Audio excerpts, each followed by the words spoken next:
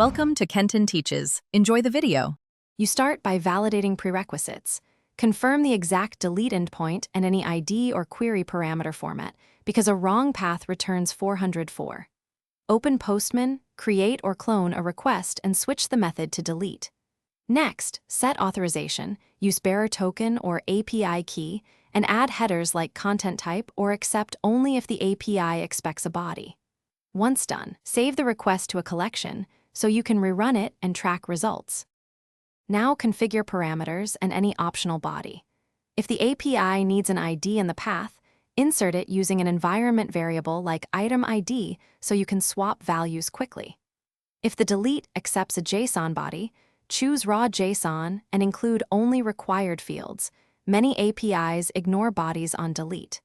Use a prerequest script to refresh tokens or compute signatures automatically. Make sure your environment uses the correct base URL and variable scope before sending.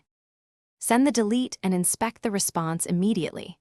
You want a 200, 204, or 202 depending on the API. A 404 or 401 indicates path or auth issues. Verify response headers, and when applicable, perform a follow-up get to confirm the resource is gone.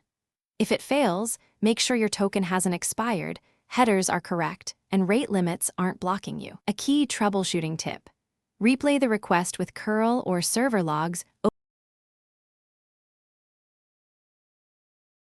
Thanks for watching. Please subscribe if this video was helpful.